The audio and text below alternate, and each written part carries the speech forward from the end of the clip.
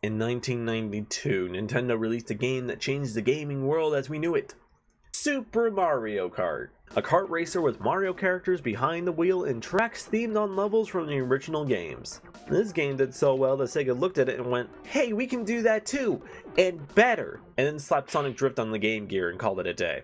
What's next, Sega? You gonna do it again? Oh. Originally released in March of 1994, Sonic Drift was Sega's answer to Mario Kart. Now, I don't know how they thought they could compete with Mario Kart when Amy's car is clearly sentient. What? Unfortunately, this game never got released in America until Sonic Adventure DX came out on GameCube. It had unlockable Game Gear games in it, which was pretty cool, and this was one of them. Personally, I wouldn't have played these games until Sonic Mega Collection Plus, released in 2004 for the PS2 and Xbox. Despite having mixed to negative reviews, this game was seen as a commercial success. Surprising, since it's on a brick of a system like this. The Game Gear was Sega's first portable system, and while it had its perks over the Game Boy... Look at it, you think this is a worthy competitor of the Game Boy? Of course it didn't even get near the Game Boy's numbers in sales, but it still did pretty well, selling over 10 million units. So of course, when it came time to make a Sonic racing game, it was a no-brainer to put it on the Game Gear. Not only would consumers get their Sonic racing itch, but they could play it on the go too. So, the game itself. Yep, that's a racing game if I've ever seen one. Sonic Drift reminds me of the original Outrun, but that's mainly due to the way the game looks, and it does the bare minimum to be considered a kart racer. But the norms of that weren't established by this time, so Sega doing different things than Nintendo was just how the company did things back then. We only get 4 playable characters: Sonic, Tails, Amy, and Eggman. Now, if you're asking me where Knuckles is, I don't know. This game came out a month after Sonic 3, so maybe they just thought Knuckles was too cool to race or something. And of course, Sega was in the process of forgetting these guys existed. Now, even after putting an hour into this game, I still can't quite figure out if there is an actual difference between playing each character. According to the internet, they do. To simplify it, Sonic goes fast, Tails is balanced, Eggman has good speed but bad acceleration, and Amy is just the opposite of that. But even still, again, I didn't notice any difference between them, other than the fact that they have their own unique abilities. Throughout the track are rings littered about. Collecting 2 of them and pressing up will perform a special power unique to each character. Sonic gets a boost of speed, solidifying him being the most broken character in the game. Tails gets a jump to get over racers and obstacles, no surprise there. But Eggman and Amy almost have the same ability. They drop trap items that opposing racers can run into. Now, I've never actually seen anyone run into these, but apparently Eggman's mine is exactly that. A mine, and it hurts you and makes you lose rings. Amy's heart attack, however, will slow the opponent down and flip their controls. Now that sounds broken if the AI actually ran into these. Now, I don't know if I wasn't vigilant enough to see this happen, but it's almost like the AI opponents don't interact with the track the same way you do. They can't interact with items, they don't use their special abilities, heck, they don't even collect rings. Not that I could tell. And I think it's because of this, the game is overall very easy to get through. The game features 3 cups, or Chaos GPs as they're called: green, yellow, and red. Each will take you through 6 tracks that are all the same level but with a different layout. Green layouts being the easiest to red being the hardest. That goes for the tracks themselves and the AI difficulty. Like the rings I mentioned before, the tracks have items scattered about. You got yellow springs, red boxes that give you a speed boost, and blue boxes that give you invincibility. These are all well and good, but a problem I have with them is that you can't stack them over each other. Like, for example, if you hit an invincibility item and then hit a spring later on, you lose your invincibility. The same thing if you hit a speed boost. You get one or the other, and using your special ability also cancels out the item, so you have to be careful of how you use them. Other than that, there's little to no strategy.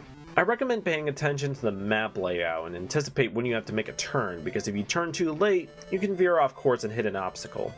Which, if you're Sonic, that's the least of your concerns. He can easily recover from getting hit. His ability is stupid broken. After beating all 3 Chaos GPs, depending on the character you chose, you'll get a different ending. Sonic's ending just gives you a thumbs up, Eggman's ending is him getting chased, Amy's ending is her flirting with Sonic and he's clearly offended by this, and Tails' ending, oh, he's gone.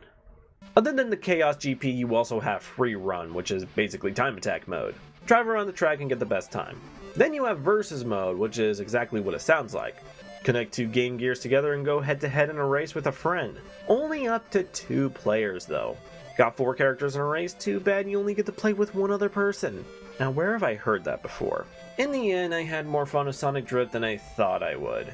The game really does make it feel like you're going really fast, and something about that is just fun. It might also just be the fact that the game is easy, so it's easy dopamine. The game itself isn't bad, but it isn't great either. So Sega looked at how well this game did and went, we can do it again. Released the following year in 1995, Sonic Drift 2 released and actually came out in America. Titled Sonic Drift 2. That's not confusing at all. Oh, but when Europe got it, they called it Sonic Drift Racing, so there's no confusion of where's the first game. Well, let me tell you something, you might not be ready for it, but you don't need it. Sonic Drift 2 is everything Sonic Drift 1 has, but even more. More characters, more items, more tracks, more everything, with the inclusion of frustration. All the characters from the previous game play exactly the same, but the new characters are almost the same thing but with a twist. Knuckles is well rounded like Tails, he even has a jump ability, but he has a second ability to go with it. If you're near an opponent and you use your ability, you will punch them. No, I didn't get to see this because I didn't know about it, so... Fang has similar stats to Sonic, but has an ability similar to Eggman. He throws oil balls that causes opponents to spin out of control. Now, Metal Sonic is basically a souped up Sonic. He has higher stats and a better dash ability, but it costs more rings to use it. But unlike the previous game, the dash isn't broken because the AI opponents are ridiculously tough. They will overtake you constantly. It's hard to get a solid lead in this game. You'd think you're in the clear for a while after knocking someone off with an item, but no, they'll get right back on your ass. What the hell? And to top it off, they actually use their abilities. You can see them pick up items and stuff too. They're an actual threat. And the track design, I can actually look at this and go, oh yeah, this is a different track than the last one. Sometimes you get full 3-lap tracks and sometimes you get one long track, and some of them have gimmicks. You're driving on top of water in this one. I didn't understand it at first, but that's cool as hell. This one's annoying because of the flashing, like goddamn I can't see. And this space track here is anxiety inducing. But the final track, the Death Egg, oh, this track is something different. It just, I don't know what it is. It just feels so much faster. It might be the amount of turns in it, but this is probably my favorite track so far. And that's saying something considering it looks like a lump of pixels. And there are even more items thrown around in the mix. You can pick up mines, you can flash opponents just because, and you can invert your controls, that's fun. There are even gimmick items unique to their own track, which is more than I expected. This game has so much more stuff in it, and it plays exactly the same as the original. It's almost like the first game was more like a demo and this is the full game they meant to release. That's how much better this game is. Yeah, don't get me wrong, I absolutely hate the AI in this game, but at least it's an actual challenge. I would say I had more fun playing this game than the original just because of how the AI opponents are. But I'm also biased because Metal Sonic is one of my favorite characters, so I mean, it's no wonder they didn't release the first game outside of Japan at first. They knew this better game was just around the corner. If you have any interest in playing Sonic Drift, just play the second game. Fortunately, these games aren't as easy to come across as other Sonic games. Sega will re-release Genesis games 10 times over before releasing Game Gear games. Like I said earlier, both games are available on the Sonic Adventure DX GameCube and physical PC release as unlockables. But even stranger, the first game is available on Sonic Mega Collection Plus, while the second game is on the Sonic Gems Collection. Whose idea was it to separate these two? Why are they in different collections? That doesn't even make sense. Overall though, these are decent racing games. Nothing compared to what Sonic games has become today, but hey, this was Sonic's first time in a racing environment. I would say it did pretty damn well once it got the Drift 2. Seek out these games if you're interested. You'll have a fun time with them. So after the outstandingly average Sonic Drift games, Sega thought it was about time to tackle a brand new direction for Sonic and racing. Minus the last 5 letters. Oh shit, look at that, a new game.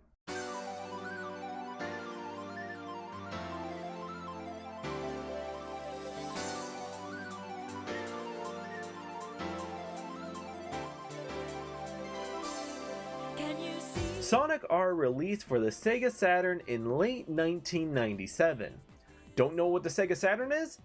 That's okay, nobody really knows what this thing is packing. The Saturn was Sega's attempt at a brand new console after the 32X kind of just took a shit on the Genesis. It was in direct competition with the PlayStation 1. And by competition, I mean it didn't stand a fucking chance. It's amazing this console got any games worth mentioning at all, honestly. Its library is pretty decent despite its short lifespan. Weirdly enough, Sonic R is the only game that the console can really claim as its own. You see, the Saturn only got 3 Sonic games. Sonic Jam, which was just a compilation of all the Genesis games, it's also one of the rarest Sonic games out there. And I own it. I know, hold your applause.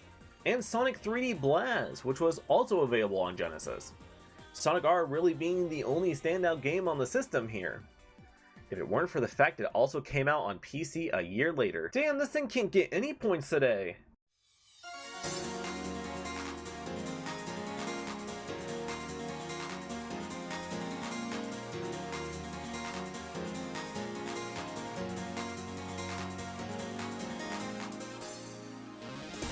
Coming back from making Sonic 3D Blast, this game was developed by Traveler's Tales. Yeah, you know the guys who make all the LEGO games? Yeah, they made this before LEGO Star Wars. Small world, right? But they had to have looked at the previous Sonic Drift games and be inspired by its kart designs and branch off from that to create an even more expansive roster of kart racers, and this is a fucking marathon. Probably one of the biggest gameplay differences compared to literally every other kart racer in existence is that it can be classified as a platform racer. Pioneering a genre here, I see. The levels are designed so that you can jump over things to reach shortcuts, get to higher ground, drown, unless you're a girl. Or a villain. What is Sega trying to say here? Yeah, for whatever reason, Amy is the only character here with a car, and unfortunately it lost its sentience and is just a normal car now. Eggman, I don't know what you'd call that, but it's definitely not his feet, so he's also cheating. So you're probably wondering, how does a character like Amy get over the same things the characters on foot can by jumping? She doesn't. She just doesn't. In place of not being able to jump, she has a boost option, giving her a burst of speed for a short time. Ah yes, of course, this is overpowered, but it's okay, it's okay. Other characters have special abilities too. In case jumping wasn't good enough for you, Sonic can double jump, Tails can fly, and Knuckles can glide. And they can all spin dash too. We're not even done. Eggman can shoot a fucking missile. Yeah, that's kind of fucked up. We're trying to have a family-friendly, no items, Final Destination race here, and he brought a fucking gun. Oh, and his friends. Metal Sonic makes a return and has no special abilities. He's just Sonic, but he can't double jump or spin dash. Literally, why would you pick him? And new to the series is Tails Doll.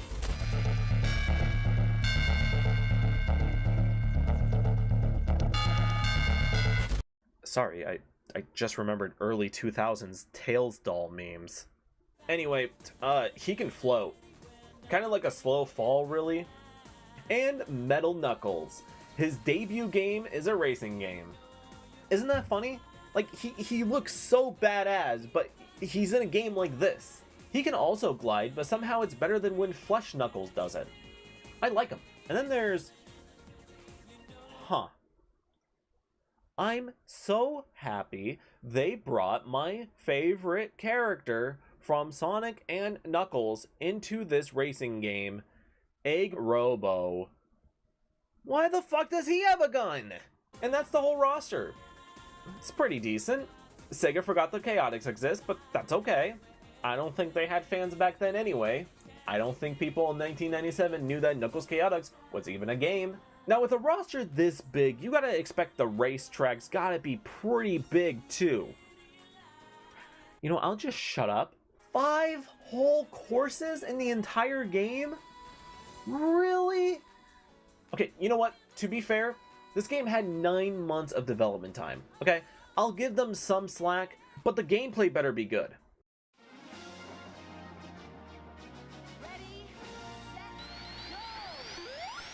Okay, I can get behind this. The controls, for lack of a better word, are garbage and stiff, but the game's at least playable. The tracks aren't really anything to write home about though. You got Resort Island, which is just generic not Green Hill Zone vibes. You got Radical City, which is just generic not Carnival Night Zone vibes. You got Reactive Factory, which is just not Chemical Plant Zone vibes. You got Regal Ruin, which is really the most outstanding looking level of the bunch. Can't really say this looks like anything I've seen before. Wait a minute, this is just Desert Palace. And the last unlockable track being Radiant Emerald. God, this looks bad. Now, each track does have alternating paths to take. Obviously, some are going to be faster than others, so how does the game incentivize you to take those other paths? Sometimes you can find item panels, but they just range from rings to a speed boost to water shield, which just lets you run across water, and lightning shield, which just attracts rings, so nothing offensive really. Oh yeah, and you can collect rings, but God knows what they do. And you got dash panels, but there's only one of those in any track, and all the alternating paths lead to it. But if you really keep an eye open, you'll find collectibles. Throughout each track are 5 Sonic coins. Yeah, the guy's so smug he puts his face on the currency. Collect all 5 coins in a given track, finish the race, and you get to unlock one of Eggman's robots as a playable character, depending on the track. Alright, that's a pretty damn good incentive, actually. You know, if you didn't already do it. And the coins can be in really stupid places. Places you wouldn't even want to go during a race. But luckily, there's another collectible to get. The 7 Chaos Emeralds are scattered across the 4 starting courses, locked behind these toll gates. Not all these ring gates lead to a Chaos Emerald, but even if they don't, they all function as pretty good shortcuts, so even if you already got the Chaos Emerald, using it as a shortcut works just as well. Unless we're talking about this one in Reactive Factory, this one is just practically fucking useless. I know, I can hear you. You're asking, what do you get for getting all the Chaos Emeralds? What the fuck do you think you get? You get Supersonic. Come on, keep up on the program, man. Who do you think you're gonna unlock? Ronald McDonald? You can use Supersonic as a party trick too, because he's basically a secret character. You just have to press up or down when you have Sonic selected. So just picture this for me, alright? Gather 3 of your other friends. Act casually, pretend you don't want to play Sonic R, but casually mention it so that people are interested. Hook up the Sega Saturn, realize it doesn't support 4 players, what's the fucking point? The console only has 2 controller ports, but the game has 5 characters in a race. At the very least, it could have made a 4-player adapter like the PlayStation did. Come on, no wonder you lost. That's so fucking I'm gonna go ahead and play my last character I haven't touched yet. Or that no one's, neither of us has touched yet. Alright. You're right, no one has picked Supersonic. Not really a lot of things you can do in multiplayer though. You can do normal races, which is just as you expected. Or you can do the balloon game. That's right, this game has alternate modes. Balloon mode places balloons all over the course, and whoever gets 5 balloons first wins. It's like an Easter egg hunt, but Sonic doesn't believe in Easter, so you get balloons instead. Isn't this an awesome game mode to have when the controls are like this? Look how slowly I'm turning. Turn faster! Sniped. Fuck. Now, for whatever stupid reason, there are 2 additional modes in the game, but they're only available in the single-player time attack mode. Aside from just playing through the courses normally, and playing balloon mode by yourself like a fucking loser, you can also play reverse mode, which is just playing the courses but in reverse. This would have been cool if it was part of the standard race mode. Like, why is this the side thing? And the final additional game mode is Tag Battle, where 4 computer players run away from the player and you have to tag them to win. Why is this also not a multiplayer mode? I swear, it feels like they wanted to do so much with this game, but they were rushed to finish it. There's a lot of cool things they can do with this game. Like, imagine this had online capabilities.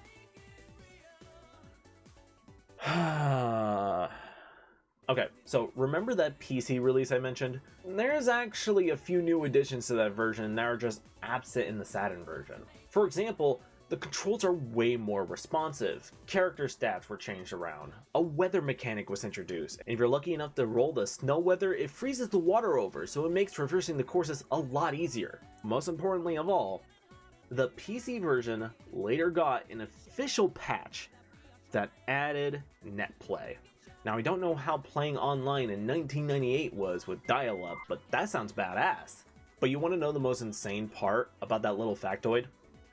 Every later port of Sonic R, and by later ports I'm talking about Sonic Gems Collection, they're based on the PC version, yet they don't have the net play feature.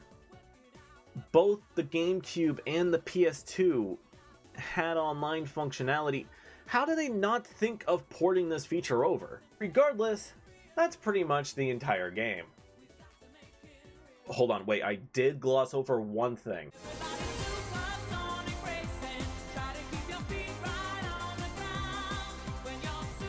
Yeah, the soundtrack's pretty cool, I guess. Sonic R, funnily enough, is a pretty decent racing game, despite its problems. It really is one that's more so funny haha fun than it is competitive fun, so just keep that in mind when you're playing it. It doesn't need to be taken seriously. If you're interested, just like with pretty much every old Sonic game at this point, they rarely get ports anymore. The last time we saw this game was in 2005, and there doesn't seem to be any interest in bringing it back. Your best bet is playing the Gems Collection version, which is the one I'd recommend just because of its accessibility. Thank you for playing this shitty game with me. Any closing words? This game's bad, but the music pops. Okay, now that the growing pains are out of the way, I wonder what's next for Sonic racing games. Nope, can't play that one. Nope, still can't play that one. I think my dog ate that when I was 4. That's also unavailable. There it is, that's the one.